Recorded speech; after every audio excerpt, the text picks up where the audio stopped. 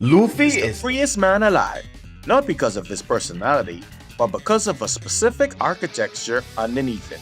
This video is about the first engine keeping that freedom running and what it's actually doing. Here's the thing about Luffy. He doesn't look back.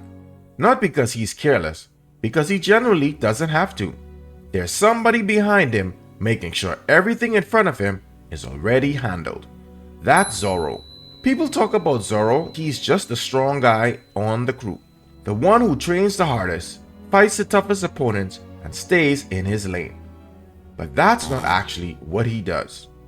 What Zoro does, his real function, is he absorbs every threat that would force Luffy to stop moving.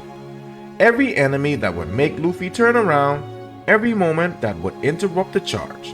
He takes it so Luffy doesn't have to. Thriller Bark. Kuma shows up and offers a deal. He'll leave the crew alone if someone volunteers to take all of Luffy's accumulated damage and pain. Every wound from every fight Luffy's been in, all at once. Zoro doesn't hesitate. He walks over and takes every single bit of it. Sanji watches the whole thing happen and can't even speak. That's not loyalty in a general sense. That's a guy who's decided at some point, quietly, with no announcement, that Luffy's path forward matters more than his own body. And the reason that matters for Luffy's freedom specifically, Luffy cannot be the freest man alive if he keeps stopping to fight his own battles.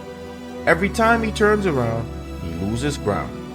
Every obstacle he has to handle himself is a tax on the momentum. Zoro eliminates the tax.